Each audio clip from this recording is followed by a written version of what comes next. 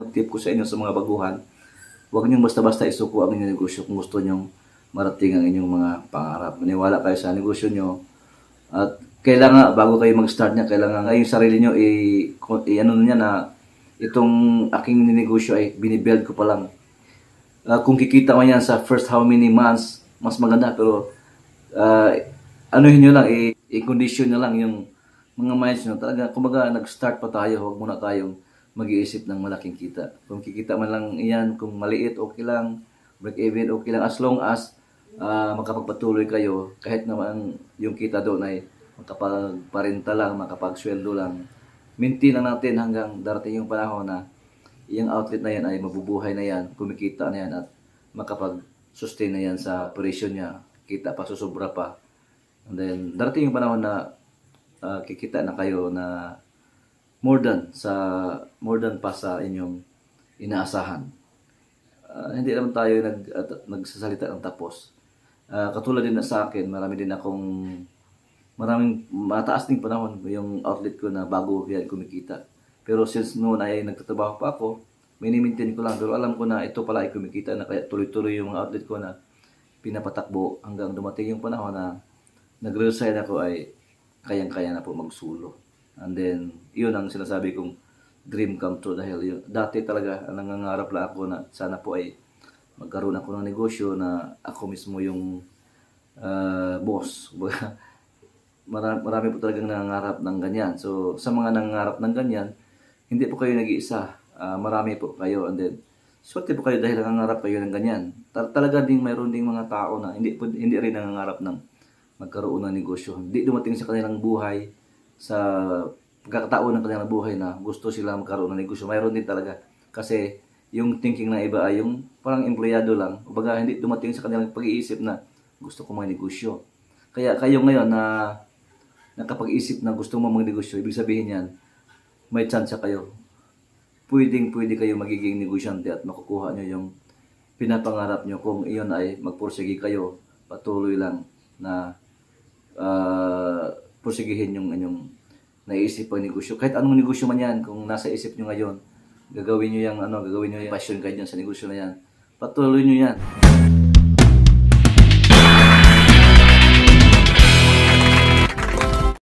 Sa mga interested magiging partners, i-text or i-message nyo ako dyan sa aking number na nasa screen. Hello po, magandang gabi po sa inyong lahat, mga kababayan, mga kapatid. Lalong-lalo na sa ating mga mahal na OFW, sana po ay nasa mabuting kalagayan po tayo ngayon. Lumampas na naman ang 10 araw. Hindi tayo nakapag-upload dahil nga po ay busy. For the last almost 2 weeks, meron tayong maraming ginagawa. Isa na rin doon yung tulong natin sa pagpagawa ng outlet, no, sa ating mga partners. Dito sa Cebu, mayroon tayong bagong ginagawa. Ang pangalawang outlet ni Sir John Lawrence. Dito galing si Sir Dondon at si Ma'am Sharon. Dito galing sila nagti-training. And then, sa the other week yon, nung October 8, nag-open na rin sila. At napakaganda po ng feedback nila sa opening natin. Tanggap na tanggap yung lasa ng ating lechon manok doon sa Bislig City sa Surigao. Kay ano po yun, kay Don Pedro's Cebu's Best Lechon Manok. So, opening na po sila noong October 8. Sobrang proud po si Ma'am Asisa dahil lampas 100 po ang kanilang naibenta noong opening day nila. After that, pumunta din tayo ng Bohol. Since mayroon din tayong maliit na farm doon. Pinisita rin natin yung ating mga mahal sa buhay. And then harvest din kasi ng ating maliit na palayan. So kinuha rin natin yung ating harvest. So the same time, pinuntahan din natin yung bagong partners na nagsisimula pa lang paggawa ng kanyang lechon house. Dala na tayo ng griller doon para sa kanyang outlet doon sa Bohol. Soon to be, mayroon tayong i-open dyan sa Hagna Bohol, ang McCoy's Lechon House. Abangan nyo dyan mga taga Bohol, yung mga taga-subaybay natin na gustong mag-open tayo dyan sa Hagna Bohol. Malapit na po tayo mag-open dyan at sana po ay tangkilikin at susuportahan po natin ang ating kababayan na si Max Cuarteros. Siya po ang magiging partner natin dyan sa Hagna Bohol. And then, pinuntahan ko ngayong area. Maganda rin yung pwesto niya. Nasa harapan ng Caltech Station dyan sa Kanupaw, Hagna Bohol. Kaya abangan niyo yan mga kababayan nating taga Hagna Bohol. Mag-open na po tayo dyan, malapit na po. At maraming salamat po sa inyo mga taga subaybay at taga sunod. So, huwag mag-alala. Unti-unti lang at dahan-dahan lang makapagsimula pa rin kayo. Yung iba kasi nagmamadali. Ulitin ko, hindi po tayo franchise, hindi po tayo katulad ng franchise na kung mag-react, kung sasagot dun sa inyo, ay agad-agad kayong ma-entertain dahil yun nga, ang pakay doon ay syempre franchise po yun. So, doon sila kumikita. So, sa atin po ay iba po yung setup natin dahil hindi naman tayo malaking kumpanya.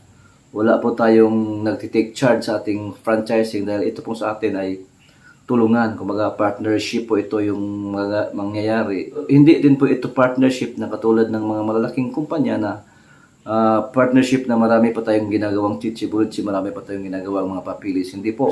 Partnership as in relationship lang yung binibuild natin.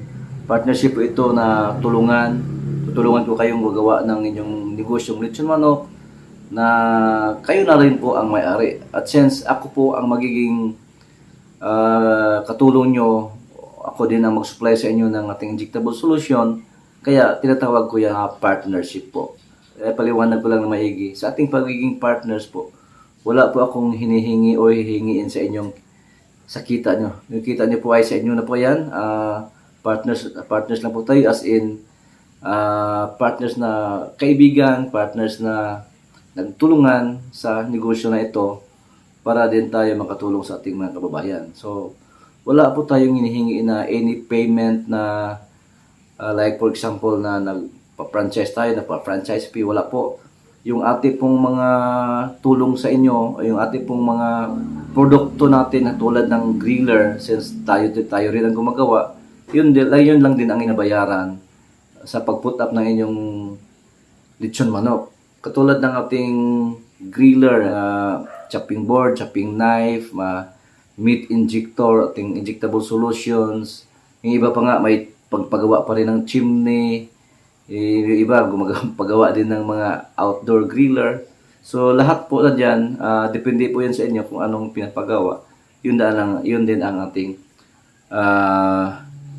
binibenta sa inyo. So baga as in yung ating pagiging partners, lahat ng gagamit po ay yun lang ang babayaran nyo sa akin. Wala po tayong hinihingi na extra payment para sa baga mayroon katulad ng mga franchise fees. Okay, I hope na guys, naintindihan nyo yan yung natin, yung setup natin. Ito po yung nagsisimula talaga sa vlog, no. So para rin kung kung makita nyo yung una kong mga vlogs, talagang lang nagtuturo tayo ng lechon manok business. And then gumagawa tayo ng griller, natuturo pa nga tayo ng kung paano ginagawa yung griller. Pero sa katagalan din kasi maraming nag-inquire kung paano mangyayari o kung paano gagawin ang negosyo na yan. So, since gumagawa din tayo ng griller, kasi maraming nag-inquire kung magkano daw yung griller hanggang paano magnegosyo. Umabot yung sa punto na nagtatanong sila, sir, paano magnegosyo ng lechon manok? And then since yun nga, natuturo tayo ng mga proseso sa lechon manok. Yung iba talaga, hindi talaga maiwasan na gusto talaga silang mismo tayo yung magiging mentor or tayo yung tutulong sa kanila. So ganun ang nangyari, kaya hanggang ngayon nagpatuloy tayo sa ating channel na tutulong ng mga kababayan natin magkaroon ng negosyo. Dumarating din sa punto na maraming nag-inquire kung paano bang magnegosyo ng lechon manok, kaya nagiging ang channel natin ay nakafocus na lang sa pagtuturo ng negosyong lechon manok. So hanggang dumami yung nag-inquire at hanggang ngayon marami na rin tayong mga partners na nagsimula at sa awa ng Diyos ay gumaganda na rin ang kanilang negosyo o tuloy-tuloy na. So may ibang mga partners tayo na mayroon ng 3, 4, 2. Sa span ng 2 taon natin na pag dito sa ating YouTube channel, marami na po tayong mga natutulungan na mga kababayan natin, lalo na sa mga OFW. Marami talagang nag-inquire.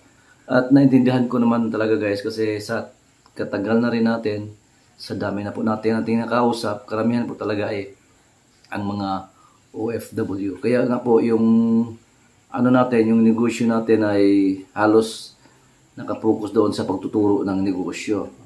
Sa online, sa online, marami kayong mahanap na nagbibenta ng griller. Ang sa atin naman ay kakaiba kasi nagbibenta rin tayo ng griller pero may kasamang business. Since tayo po ay negosyo natin talaga ay lechon manok business, sinishare na rin natin ang business side ng ating negosyo. Kung ikaw ay bibili ng griller, then wala namang kasama negosyo, anin mo naman yun, di ba? So, kaya nga,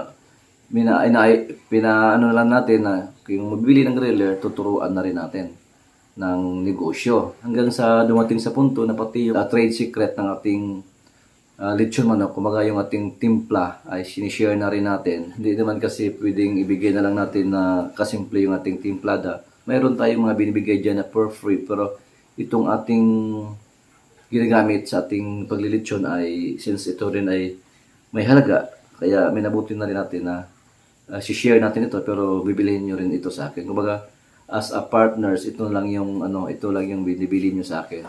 Bali, ako pong magsusupply sa inyo ng injectable solution. Ganun lang po ang ating pagiging partners. Doon tayo, as long as gustong-gusto nyo pa ang lasa ng ating injectable solution, ang lasa ng ating manok, ay hanggang lifetime o hanggang kailan kayo titigil o tuloy-tuloy ang negosyo, lifetime din ang ating pagiging partner, since yan po ang aking supply sa inyo, yung ating injectable solution. Lahat po, turuan ko po kayo kung paano mag-procure ito, paano maghanap, kung paano natin, pati sa negotiation, pati doon sa mga suppliers, kung saan kayo naman naroroon, dahil galing din tayo dyan sa industry na yan na manok. So mayroon din ako may recommend sa inyo, as long as meron din akong mga contact sa mga era na nandoon kayo. Pero basically, tuturuan ko rin kayo kung paano maghanap. Marami pong supplier ng manok na malilitsyon nationwide, dahil ito po ay nagiging commodity, na prime commodity na rin ito, para na rin itong bigas or parang isda, nagiging ito kasi ulam na ng bayan.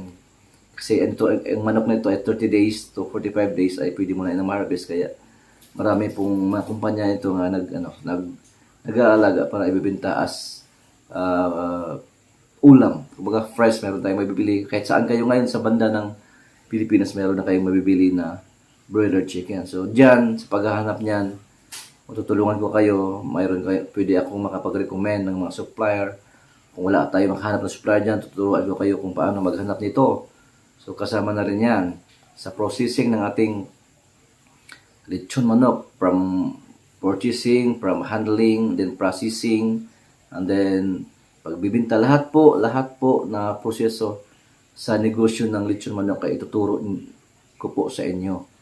At wala po yung any payment na free po yan sa ating channel. Actually, kung manonood lang kayo sa ating channel, from the first talaga na nagkaroon ako ng vlog, kung mapapanood niyo lahat, para na rin kayong nagtitraining. Sobra pa kayo sa nagtitraining. Katulad ng ibang mga partners natin na nakapagsubaybay talaga sila sa pagsimula nating channel.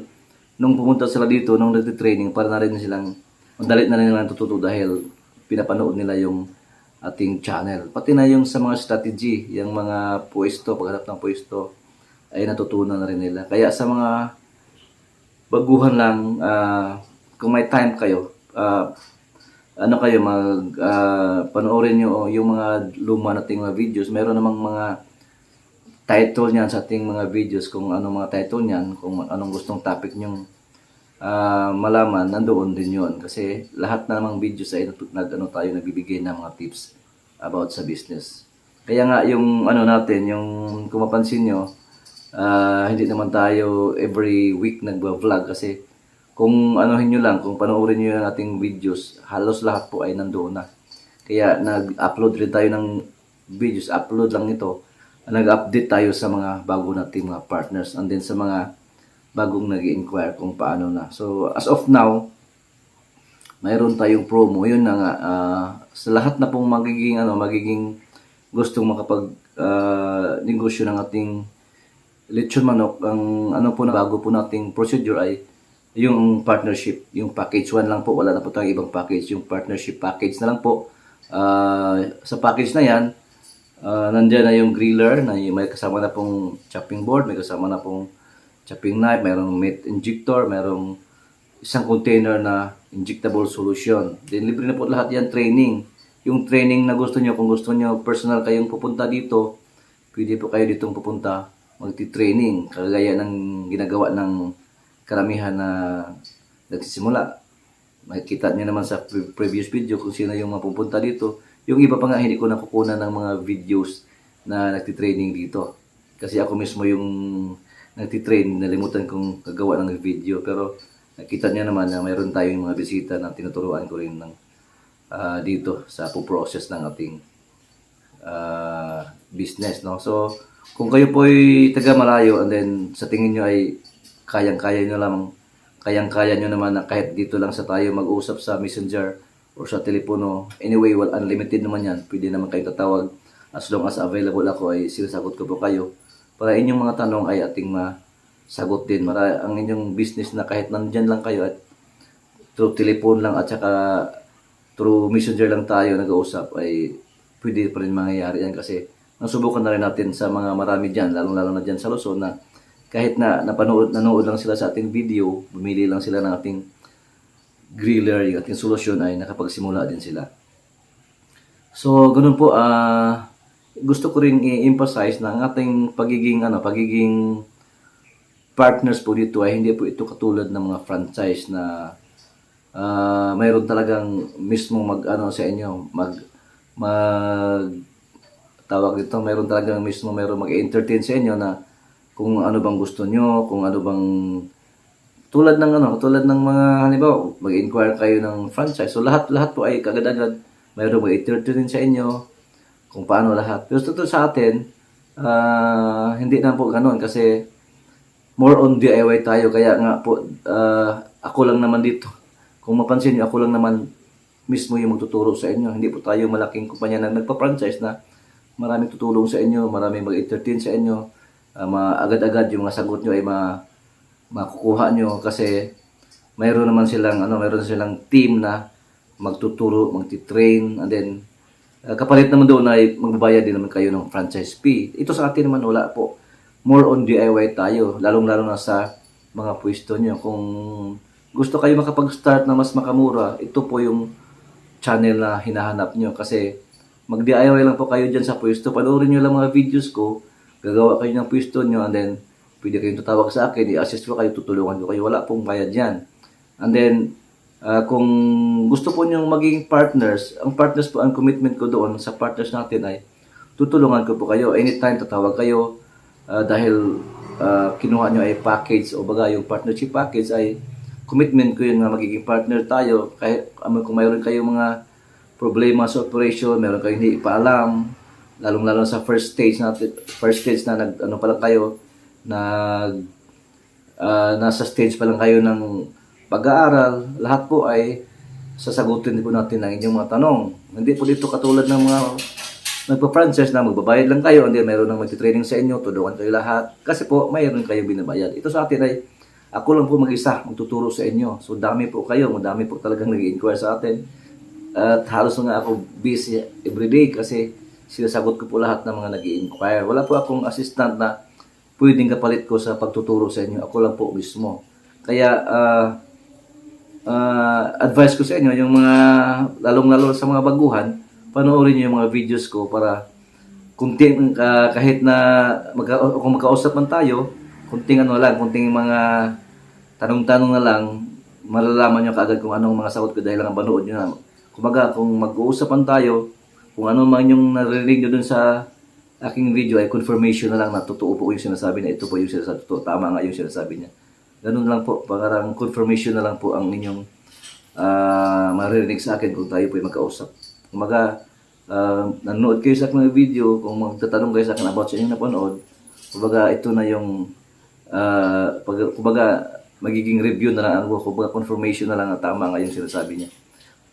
Sakto nga yung ano niya, mga sagot niya based doon sa napanood yung video. Ganun po ang ating proseso. Do it yourself. Wala po tayong special ano nito, wala po tayong special na treatment doon sa mga bago lang. Kaya yung mga iba, kung hindi kayo makapaghintay, okay lang sa akin kasi hindi po naman tayo kumpanya na meron talagang mag-entertain siya sa inyo na binabayaran niyo. So ako naman ay sa atin ay gusto ko yung para lang tayong partners na dahan-dahan lang kasi hindi naman tayo kumpanya. Sa akin kumbaga sa akin dito, yung gusto lang na makatipid, gusto lang matuto talaga sa negosyo na kung from the start lahat, matutunan lahat kasi yung iba kasi meron kasing ibang nag-i-inquire na alam ko meron silang pera na kaya nilang kumuha ng mga franchise and then nung makita nila yung ating views na meron ganitong setup, nag-inquire sila pero yung dating ng kanilang inquiry ay gusto nilang parang agad-agad silang ma-entertain silang makapagpagawa ng outlet. Sorry po, hindi po tayo ganun kasi hindi po tayo kumpanya. Sana po intindihan nyo yan. And then kung gusto talaga nyo ganun, kayang-kaya po naman natin yan. Kung setup nyo na malalaki, pag malakihan, kayang-kaya po natin yan. Kaya huwag lang po kayong magmadali. Set natin yan, tamang oras, tamang pong pag-uusap. Kayang-kaya po natin yan gagawin. Kaya ayaw ko lang pong pagmamadali na ko dahil ang dami ko po rin iniintindi, dami ko po rin tinutulungan, dami ko po rin mga minomentor. So sa mga bago lang na nag-i-inquire na malaki yung plano sa negosyo, walang problema po, kayang-kaya natin yan. Kaya wag lang po kayo magmadali. Matutulungan din po kayo. Kaya gusto ko rin po na kung ganun yung setup na gusto nyo, na malaki pala yung setup nyo, gusto ko rin matututo din kayo kasi basically ganun din ang gusto ko mangyayari. Lahat na magiging partners natin, malaki man yan o maliit, ay alam nila lahat ang negosyo. Kasi basically kailangan po, kahit marami tayong pera, kahit mayroon tayong malaking kapital, kahit kaya natin magbayad ng mga maraming tao, doon pa rin tayo sa basic. Kailangan matutunan pa rin natin. Kung tayo man ang may-ari, kailangan tutunan pa rin natin ang basic sa ating negosyo. Kung kayo man ay may kaya, halimbawa, kaya nyo mag-finance ng tao na pwede nyo i-train dito, pwede po. Pero since ang iba talaga ay nagmamadali, siguro po yung hinahanap nyo pong mga kapartners ay hindi pa katulad sa setup natin. Baka gusto lang baka yung hinahanap nyo ay yung mga franchise na setup. Hindi po katulad sa atin na parang more on do it yourself. Parang nag-aaral kayo from the start talaga hanggang makapag tuloy sa negosyo. Ganun yung setup natin. Gusto ko lahat na partners natin ay makausap ko personally and then matulungan ko from the beginning talaga as in zero, lalo sa mga zero knowledge. Kahit pa nga may pera kayo, kung wala naman kayong background doon sa negosyo, kailangan pa rin yung matututo. Importante po yun. Huwag naman tayong aasa na since marami na tayong pera, maubos pa rin yun. So, kailangan pa rin natin sa isang negosyo, kailangan talagang tulad nito na gusto ko lahat ay malaman yung basic sa negosyo natin. Ganun po ang ating setup. Hindi po ito madalian. And then, sa mga nakapag set up na ng ating negosyo, meron talagang time na yung business natin ay gumaganon. Bumaba yung binta, mababa yung sales. Not all the time of the year na talagang malakas, no? So, huwag kayong mag-alala dahil itong negosyo ito ay hindi ito seasonal. Kumbaga, this is an all year round business. Hindi lang po ito gumagana tuwing Pasko, tuwing holidays, hindi po. Proven na po ito na lahat ng panahon itong ating negosyo ay all season business po. Kahit anong araw, kahit anong buwan ay binibili po ang ating produkto. Lechon manok po ito. Ito po ay nagiging ulam na po ng bayan. At kahit saan po kayo ngayon, may kita nyo naman na pinipilahan po ang lechon manok. So, sa mga baguhan lang nakapag-start up, huwag kayong mag-alala, huwag kayong magtataka na mayroon din talagang time na bumaba yung sales. Ako mismo hanggang ngayon ay mayroon talagang ah, time na yung presyo natin ay bumaba. And then, kung inaakala nyo na lahat na lang panahon ay malakas, hindi po. Ganun talaga yon ang negosyo. Mayroong ups and down. And then, mayroon ding time na kailangan natin mapagdesisyon na ito pala ay lugi na, ito pala ay kahit ganito lang yon, mababa yung pinta, pero pag kinipinta mo yan, kumikita ka pala. Kumikita ka pala kahit ilang, kaya nga hanggang umabot kayo ng 1 year ay hindi pa rin kayo, kumbaga floating pa rin kayo kasi nga kumikita kayo. Kaya nga i-encourage ko rin na matuto din kayong mag-compute. Napakasimple lang po mag-compute ng mga sa negosyo natin. Meron naman tayo tinuturo diyan. Panoorin niyo lang yung ating videos kung paano mag-compute ng kikitain. Kumbaga, kung gusto niyo talagang personal ako kausapin, pwede po, turuan ko po kayo. In just ilang minutos lang. Simpleng accounting niyo lang, malaman niyo ang ating malaman niyo ang pag-compute ng mga income, yung kung paano malaman natin kung kumikita ba. At saka, mayroon naman na tayo video dyan. Panoorin niyo lang 'yon. Okay, no? So, mayroon talagang panahon guys na talagang mahina. Minsan nga, mayroon ngang time talagang lugi ka, no? So, kung ikaw po ay baguhan lang, at hindi ka umabot ng, halimbawa lang, in a 1 year lang, sa first 3 months pa lang, puro sa isang outlet mo na, nagkakataon na yung unang outlet mo na, ino-openan na talagang mahina lang. Pero hindi naman talaga lugi. Kumbaga, nasa break-even lang. Doon ka mag-decide kung patuloy ko ba ito o hindi. So, reminders guys, ang negosyo po ay hindi agad-agad na kikita ka. Kumbaga, para din tayong nag-aaral. As I said, katulad nga ni SM, pag magtayo niya ng outlet, o magtayo niya ng pwesto, tindahan, tuloy-tuloy na yan, hanggang makita mo na lang ng kanyang tindahan ay punong-puno na ng mga tao, puno-puno na ng mga nagre-renta. Ganon din ang thinking na gagamitin natin. Sa pag-start sa ating negosyo, kung ito man ay nag-click agad-agad tinatangkilik ng mga tao, mas maganda din. Pero meron din talaga na pagkakataon na bago ka pa lang, talagang it will takes time bago ka makilala. And then, kung ang thinking mo ay hanggang 6 months lang, hanggang 3 months lang, nagsusurrender na kayo, then yung mga nakatikim doon sa lechon manok mo ay talagang nasarapan. Kumbaga, may bumabalik-balik ng yung iba. Ang problema lang talaga ay hindi pa talaga nakapag-spread yung news na ito na pala, may magandang lechonan dyan. It's about, kumbaga, hinihintay na lang yung pagkakataon na magbo-boom ka. At darating yung panahon na instead na yung time na yan ay marami ng taong pupunta sana dyan, maganda na ekonomiya, bibili na sana sila. Nung pumunta sila doon ay wala ka na. So, yun ang chance mo, ang chance na sana yun na ay pagkakataon na doon ka nakikita ay nawala dahil tumitigil ka.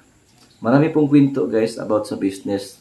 Kahit sa mga pagsasapalaran ng mga tao, mayroon din ganyan na pagkakataon na since kayo po ay madaling nagsusurrender, madaling umaatras, hindi kayo inaabot sa swerte. Kumbaga, kulang kayo sa tiis, kulang kayo sa perseverance na hihintayin yung pagkataon. Anyway, lahat po naman na panahon na ating ginugugol sa negosyo ay it incurs also a lot of money. So, kailangan nga po tayo sa pag-start ng negosyo, mayroon din tayong panustos pa. In case kung talagang mayroong pagkakataon na mababa o kumbaga yung matumal ang negosyo, mayroon pa tayong panustos. Kaya nga, sa ibang nag-start ng negosyo, kung mayroon pa kayong trabaho, huwag muna kayong mag-resign. I-establish muna yung negosyo, tumatakbo na, kumikita, saka kayo mag-resign. Yung mga OFW, halimbawa, kung nandito kayo ngayon, umuwi kayo sa Pilipinas, and then, tamang pagkakataon na simulan nyo, mas maganda kung magsimula ay nandito kayo. Yung iba talaga ay nagsisimula na yung mga kapatid lang nila, katulad dyan sa Bohol, yung bagong partner natin ngayon, ang pinapagawa niya doon ay mga kapatid lang, mga yung nasa probinsya. So, kinausap ko nga, ang hirap nga, pero since kailangan pa natin ng suporta, kailangan pa natin ng financial na pantustos sa panahon ng hindi pa tayo nag-establish, ay gumawa lang ng paraan na yung mga kapatid natin, yung mga, kumaga iba, kumukuha lang tao ng papasahod, and then kahit nasa ibang bansa sila, ay pinapagsimulan na nila. Katulad ni Sir Dayong. Marami po tayong kaso na mga OFW na nandoon sila ngayon sa ibang bansa at sinimulan nila dito sa Pilipinas yung kanilang mga outlet. Napakarami po. Katulad po natin diyan sa Cavite, si Sir Henry Rosales po. Nagka-open po talaga siya nung sumakay siya ng barko. Yung misis niya yung pinapa-start up niya. Pinapadala natin ng griller doon, nakapag-start up siya.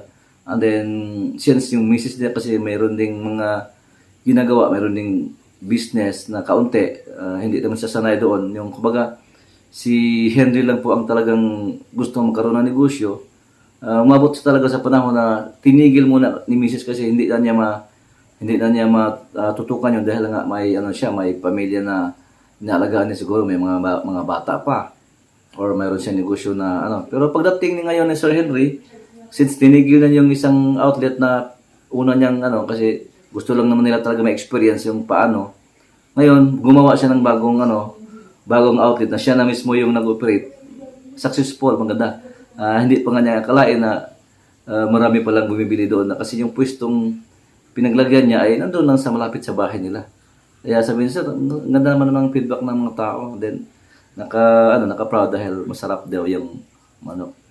Ganun po, huwag lang kayong, ko sa inyo, tip ko sa inyo sa mga baguhan. Huwag niyong basta-basta isuko ang inyong negosyo kung gusto niyong marating ang inyong mga pangarap. Maniwala kayo sa negosyo niyo. At kailangan, bago kayo mag-start niya, kailangan, talagang niyo, kumbaga yung sarili niyo, niya na itong aking negosyo ay binibuild ko pa lang. Kung kikita mo yan sa first how many months, mas maganda, pero niyo lang, yung pag-iisip, kumbaga